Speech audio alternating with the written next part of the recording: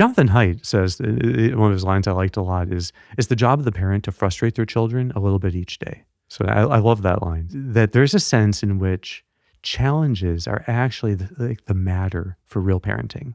So that's where the direction occurs. So that's where you need to connect and redirect, because the impulse that kids have will be for instant gratification and avoiding challenges.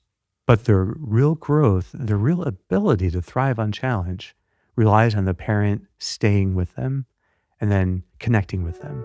Before we get started, if you enjoy these episodes, you might want to check out more at optimwork.com.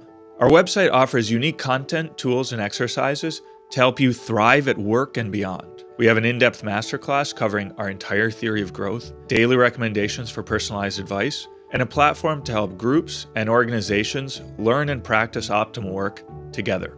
You can get a free trial at optimwork.com. Now let's start the episode.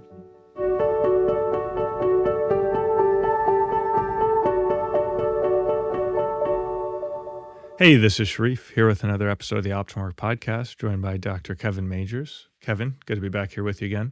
Hey, Sharif, it's great to be back. Yeah, after a little break. And it was great. Interesting choice that our last two rebroadcasts were about a couple episodes we did on parenting like over a year ago on Alfie Kohn's Punished by Rewards. And so I thought it would be great to dive back into that topic, optimal parenting, with a little series, because you've been working on some new ideas that apply optimal work to parenting and really build out a beautiful theory of how that all works. I'd love to dive into that with you. Great. I look forward to getting into this. I've been studying it deeply for a while now, after having shied away for a long time, because it's very difficult to know who are really the best authorities on parenting, and trying to find who. But then the more research I did, the more a very clear picture emerged that actually fit really well with a lot of things we've covered in the past, like anxious children, and some advice that Jonathan Haidt had given in the book, The Anxious Generation. So everything started really coming together, and seeing that what we're talking about in optimal work squarely applies directly to everything in parenting. And so I'm here. I'm looking forward to talking about it. Yeah. And it also does seem like over the past few years, we've just been getting more and more questions of relating to this topic. How do I apply optimal work as a parent, as someone working from home, working a lot with kids, or how do I teach optimal work to younger children? So that whole thing. So I think it's great that we're going to now dive into this topic here. Now, I know that you had also, one of the maybe more immediate triggers was hearing about a book that you thought, this is not the right approach. So I wonder if you could tell us a little bit about that. Yeah. So I had listened originally to a podcast with Tim Ferriss and Naval Ravikant on this book, The Sovereign Child by Aaron Stupple, who's a doctor who has 5 children and is going through his parenting philosophy. So listening to the podcast, I was taken aback, I would say. It was stuff that fit exactly what I thought were kind of the stereotypes of gentle parenting. That what is this thing of gentle parenting? In my research, I did eventually see that I actually don't have much problems with gentle parenting properly understood. But what Stupple was presenting in the book, The Sovereign Child, I think is fairly shocking as far as the parenting literature goes. And so that was a spur in me wanting to do a deeper dive. It's always great when you can find a book that gives an exactly kind of opposite approach to what my clinical intuition and common sense had said, and so not to be I think that the motives of the book are very good, but I have real problems with the advice that he gives, and the anyway. So we can, if you want, we can maybe it's helpful to go through The Sovereign Child a little bit and to go through what were his recommendations, because okay, great. The overarching idea is that desires are good and rules are bad. And that might seem like I'm vastly oversimplifying, but I think it's, uh, he actually says that an unsatisfied desire is a problem and all problems have solutions. And the truth is that we should always try to get what we want. Now, that's problematic for adults because we have different levels of wanting. And there may be parts of us that want things that the rest of us don't want. And so just this idea, I'm not even talking about IFS. I'm just saying that the way we're structured, we can want things that we know aren't good for us. So to say that you should always get what you want, it's like, well, you probably have to specify that, qualify that a little more. But then he also is very squarely saying that rules are basically guaranteed to do psychological harm if you have any rules for the children. So the whole book is built on this idea of taking children seriously.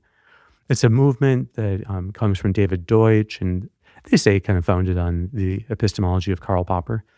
I'm not sure how central that is to the book. But then when you get to what he says about his three classic examples that he uses are what should you do with regard to food, with sleep, and with screens? Yeah, and that's where getting in, it's a little more shocking. Because he thinks that food, sleep, and screens are like three signature areas where children have to have total freedom. And so, and he's very direct on this. So he actually asked the question, so should parents really just try to let their children eat whatever they want? And he says, the short answer is yes. And then admits that his 5-year-old son for the past few months had been eating nothing but ice cream. Right? So, and he thinks that if you have rules about food, it's going to create power struggles. Kids are going to become disconnected from their natural hunger cues. And in some way, this will harm the bond with the parents. Okay, so that's like the first big claim. Now, so I can see that there's something there that might be attractive, which is that ultimately what you're trying to do in parenting is to help the kids, your kids, to grow up to make their own good decisions. And so sometimes that requires letting them make bad decisions as part of teaching them that, so that they learn, okay, this bad decision that I made has consequences. I started eating ice cream all the time, so I don't know, I got sick to my stomach, or I started performing worse at sports, or I gained weight and I don't want to do that. Yeah. So then they start to learn and say, okay, I guess I know that I need to eat vegetables and have a more balanced diet and that sort of thing. Yeah. So is that kind of what he's aiming for, and he just goes a little too far, or what do you think about that? Yeah, and I think that idea is truly, that is the right overall goal for parenting. That the children have internalized your values, that they are like trying to be the best adults they can be in the world, raising children of their own. So that vision of that eventually we want people learning from their own behaviors is totally true. Yeah, and that's an eventual goal. But children and adults differ in terms of their ability to observe feedback loops. If a child starts developing a B12 deficiency, he's not going to notice that he's getting a little more irritable. That even adults would have trouble noticing the effects of nutrient deficiencies. So, and to think that, if I have, ultra-processed food for lunch, then I end up having less productive work in the afternoon.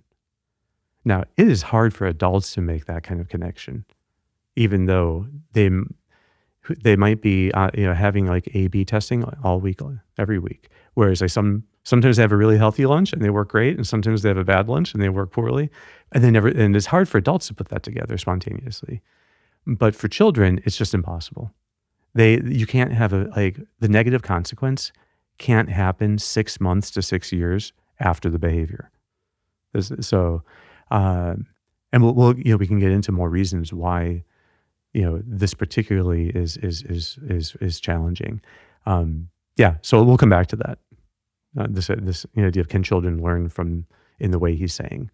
The second thing is about bedtime, and he thinks that children should go to sleep and stay up whatever they like, and if it makes it hard for them to go to school, then it's just another reason for the children not to go to school. So he thinks that it's better that children be unschooled, and that they be learning on YouTube things that they're passionate about. So most parents would have a problem with that. But he thinks that any rules around sleep are going to provoke, again, this kind of frustration, and it's going to harm the child in some way, disconnecting them from his or her natural sleeping patterns. And then screens. Basically, he thinks you should be able to, kids of any age should watch as much of any screen that they want. So that there should be no rules on screens. And again, for the same ideas, that he thinks that they'll be disconnected from responsible self-regulation if, and his son, the ice cream eater, also spends, at least I think it is. It sounded like it was the same kid. Several hours a day scrolling videos on all these different topics, and that's how he spends his days. Anyway, so so that's like the idea. There is a big problem with the sovereign child, and that's that it does not take into account the effect of behavior on the brain, and that these behaviors are profoundly shaping the brains of the children, and those brains are going to be necessary for them making good decisions. But if you give children too little nutrition, the ability of the child to make good decisions is severely hampered. So the ability of the child to respond to even healthy behaviors is severely dampened if you don't have the right nutrition. And so take ADHD. I think that ADHD should always be first seen as a nutritional problem. So sometimes I provocatively say that ADHD is picky eating until proven otherwise. The nutrient-deprived brain is especially sensitive to being unable to produce the right levels of dopamine. And also to be able to generate things like melatonin and be able to sleep deeply through the night. Nutrition plays a huge role in brain functioning in the daytime and in the nighttime. So if you disrupt nutrition, the brain is already a pillar for the brain to be able to function. And you're going to tip the balance in the brain against dopamine and in favor of dynorphins. You're going to have dynorphin dominance with bad nutrition. And so we've been talking recently a lot about dynorphins, and that there's this, there's a kind of balance between dopamine, which is what you get with relief and with rewards, and dynorphin itself. So that if you have dominant dynorphins, you're going to have an irritable mood. You're going to have a hard time concentrating. You're going to be more emotionally reactive. In fact, dynorphin dominance will produce every symptom of ADHD. And so, but if you're not giving the brain the ability to make dopamine, you're stacking the deck against the brain, and you're going to tend more and more towards dynorphin dominance, dopamine deficit. But then sleep compounds it. If you have fragmented sleep, and kids on their own will likely have fragmented sleep, we know that problem sleeping correlate with ADHD severity. The worse the sleep, the more delayed it is, the worse the ADHD. So if nutrition sets you up for ADHD, and then poor sleep sets you up for ADHD, those are two massive problems. And it turns out screens also set you up for ADHD. If you take 5-year-olds, a 5-year-old who watches 2 or more hours on the screen a day, could be games, could be videos, is like 8 times more likely to have ADHD. If they're in the top tertile than if they're in the bottom tertile. So if you're the bottom third of people watching things, which means basically an hour. Actually, I think in the study, this is like 2,500 5-year-olds in Canada. But it's like if you watch 30 minutes a day or less, that's the bottom third. And if you watch 2 hours a day or more, that's the upper third. That upper third was 8 times more likely to then be diagnosable with ADHD at age 5. So that has to do because also these all compound. So the less you have healthy dopamine because of bad nutrition, the more you have fragmented sleep, which actually raises cortisol, which then raises dynorphins and makes you be in a worse mood and unable to focus the next day, then all of that's compounded by screens, which give you cheap dopamine because now you're going to be dependent on intense screen activity to hold your attention. But each of those cheap fixes of dopamine causes a little mini crash into dynorphins. So the more screen time people engage in, the more the general tone in their brain goes heavier and heavier into dynorphins. So messing with food, sleep, and screens tends to be the perfect way of making your child go into deeper and deeper depths of dynorphin dominance. Before we continue, a brief message. If you're benefiting from these discussions, please take a moment to hit like and subscribe. Doing so helps us to reach more people. So you're not just learning, you're also helping others to discover a path of growth and flourishing. Thanks for your support. So it seems like also there's this general skill that kids have to learn over time, and they're not just born with this ability. And I would, I guess, just call it like delayed gratification to be able to engage something more difficult that has a reward later, to forego what's easy, so that they can grow in some way, and that's what a parent is for in especially as the younger the kid is, that the parent has to help the kid choose the more difficult path so that they can actually grow and develop. And all of these cases, food, sleep, and screens are particular instances of that. But that That's parents exactly have to give this general skill to the kids. And in previous episodes, and everything you've been saying in the last few minutes in terms of dynorphins and dopamines is all key to that, right? That is. So so if a child is eating all the foods that are highly palatable, those foods are designed to give a brief spike of dopamine because they taste so good. But they're actually under-nutritious. So they're being underfed in terms of nutrients, but overfed in terms of calories. So every time that child is then eating, there is some way in which they're getting instant gratification.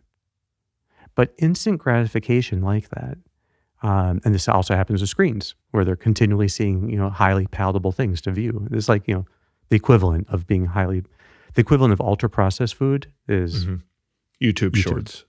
Yeah, YouTube Shorts. Exactly. And so they're highly palatable for the attention.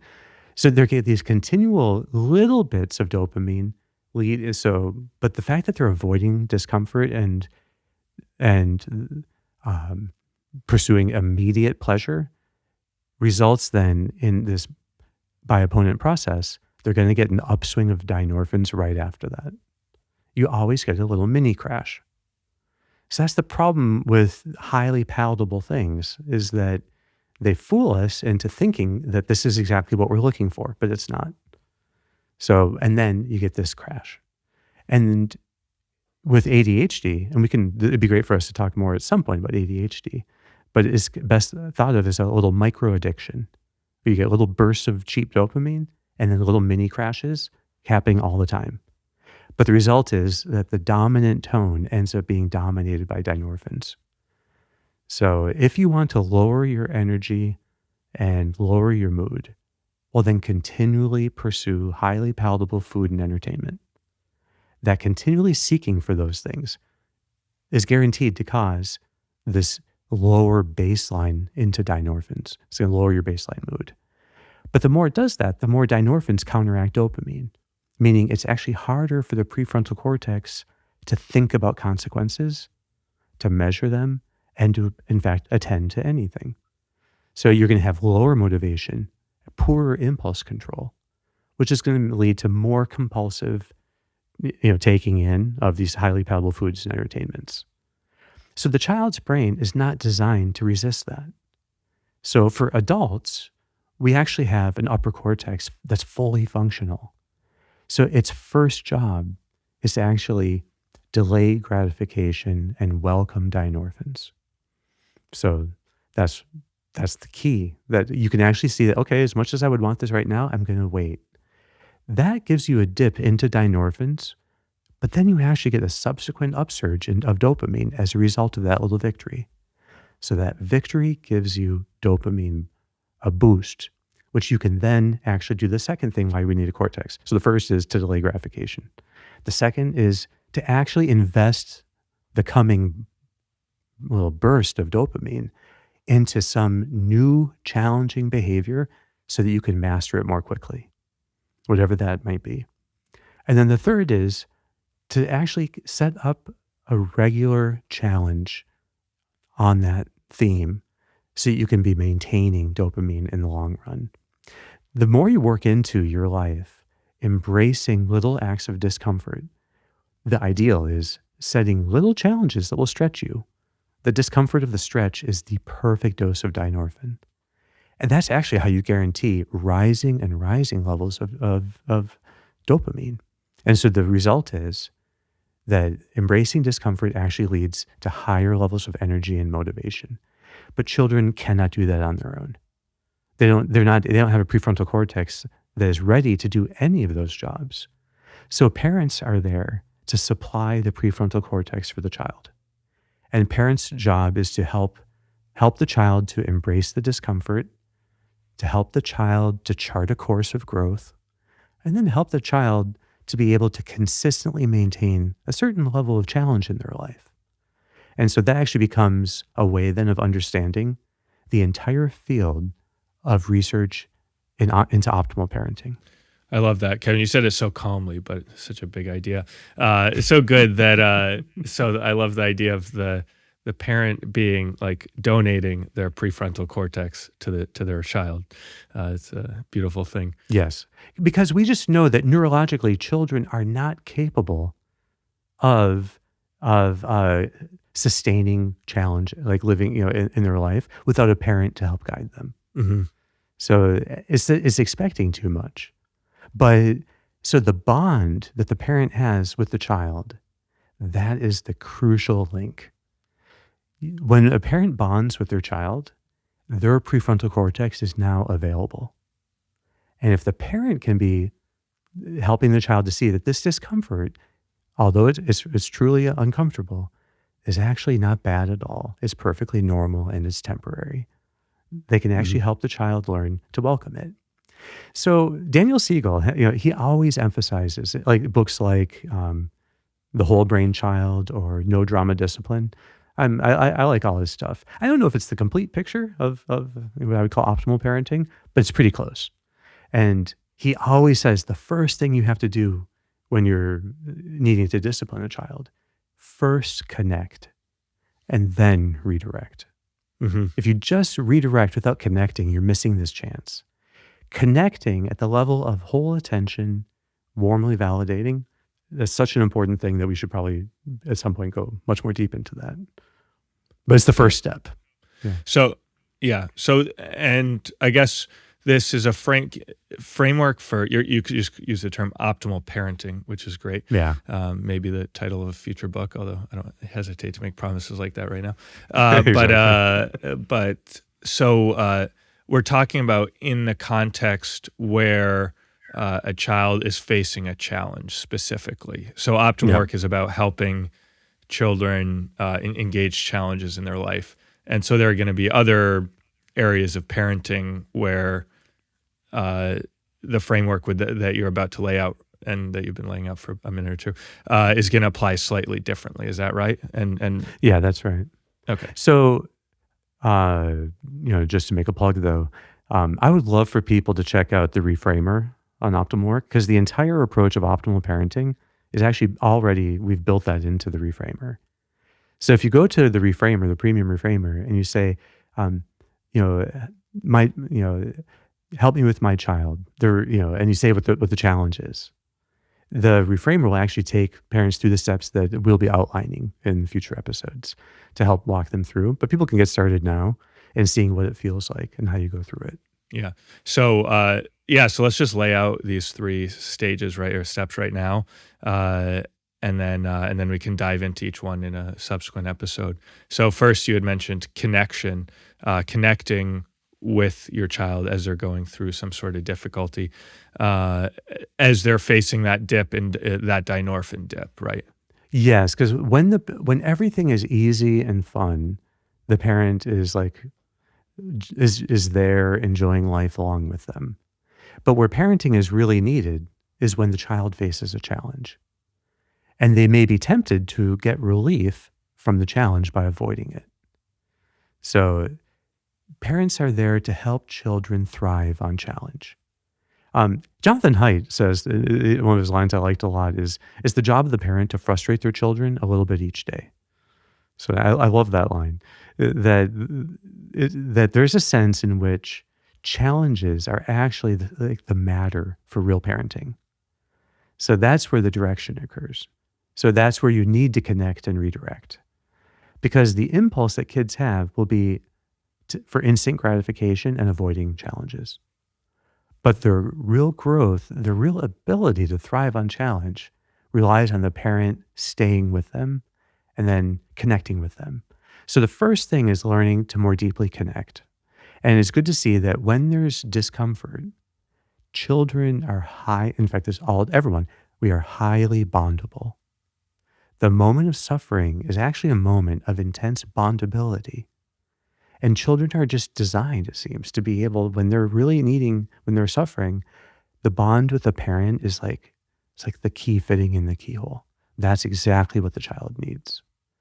So that's maybe most exercised in terms of compassion, what does it mean to truly be compassionate when you have a child who's suffering? But I would call that first step connection, because it applies more broadly. So it's in the good moments, in the tough moments, and everything in between. To be thinking always the first thing is the bond with the child. The second thing then, and that actually is how you help through the dip in dynorphins. It's like their mood and energy and motivation and will dip down as dynorphins briefly dominate, to stabilize that brief time of dynorphin dominance, in which the kid is going to feel restless or irritable, and that's where the bond is what's most needed. So that's where that comes to the fore. But then you get this upswing, where now that they've gotten through that wave of dynorphin through opponent process, now in fact they're going to get a surge of dopamine. They're going to experience, it's like having gotten through that dip, now the wind is in their sails. Now they're flush with the thrill of victory. So they've been stabilized. And now they have this dopamine, and the parent is there to help shape what they do next to really engage the challenge. And so you could imagine a child that's terrified of horses. And you get them through the first, wave, of being terrified. And eventually then they start to, they're okay being on the horse. And now you can start to redirect that feeling of victory, that dopamine surge, into actually learning how to ride it. I say this as someone who's never learned how to ride horses, but I imagine that's how it works. Yeah. And then, so that's the second stage of helping them to be confident in building skills. And that's a really crucial area. And this gets into all the research in what's called self-efficacy. So if the first thing of connection ties into work of Daniel Siegel, but also John Bowlby and attachment theory, we'll see how important that is. It's really central. You have as much research depth or more in that next step of how do you invest dopamine for growth? Once you've gotten through the awkwardness of the initial, the downswing, now you have dopamine to invest. And then the third is consistency, which is to bring that skill, practicing that skill into the rhythm and life of the family. And so we can go through in future examples. Maybe it's good that in the future examples, we even just keep with these ideas of how do you handle picky eating, because that's about food. How do you handle refusal to go to bed? And how do you handle wanting screens at the wrong moments? So we could use those as examples in the future. Perfect. Yeah, that sounds great. Yeah. So, thanks so much, Kevin, for this introduction and this broad sketch of optimal parenting. Very excited to go into it dive into it more in these next Exactly. couple episodes. And if people have any questions on this topic, we would love to hear from them, right? Absolutely. What's the best email for them to email us? team@optimalwork. Okay. That's great. .com. Great. That's right. Wonderful. We'd love to hear whatever questions people have on this topic. We can be sure to answer them. Awesome. Well, thanks so much, Kevin. Thank you, Sharif. All right. We'll be back next week. Thanks for tuning in to today's episode. If you enjoyed our conversation and you're looking for more in-depth guidance, check out optimalwork.com, our unique platform that delivers content, tools, and exercises to help you thrive at work and beyond.